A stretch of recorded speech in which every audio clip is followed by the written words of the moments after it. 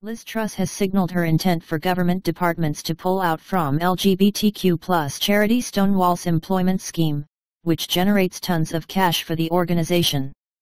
Stonewall reportedly nets £2,500 for client on its vaunted diversity champion scheme, which aims to ensure gay, trans and bi folk are free to be themselves in the workplace.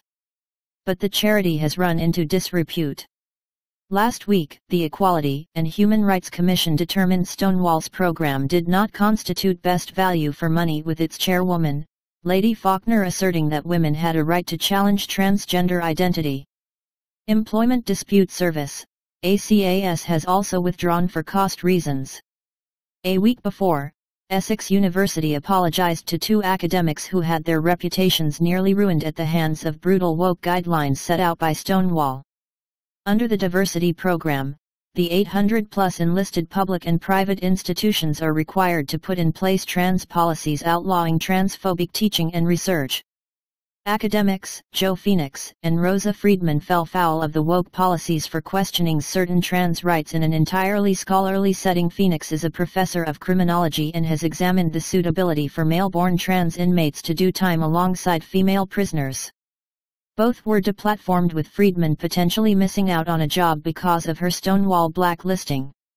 The ensuing investigations recommended devising a strategy for countering the drawbacks and potential illegalities of the program if it chose to stick with it.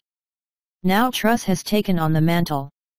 According to The Times, a source close to the Equalities Minister, the other hat she wears in government alongside International Trade Secretary, wants the EHRC's conclusions to be followed up across government, particularly given that Whitehall already has its own in-house diversity scheme.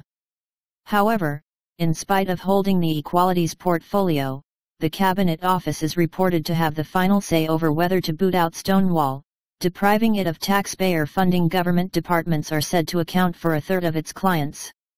The organization's chief executive, Nancy Kelly, massively booed last week for likening gender-critical views with anti-Semitism. Despite the gaffe and the recent difficulties, she insists its diversity scheme is the leading employer's program for ensuring all LGBT staff are accepted without exception in the workplace. Going on the front foot, Kelly also insisted recently that freedom of speech is not without limit. She told the BBC, "With all beliefs, including controversial beliefs, there is a right to express those beliefs publicly, and where they're harmful or damaging, whether it's anti-Semitic beliefs, gender-critical beliefs, beliefs about disability, we have legal systems that are put in place for people who are harmed by that."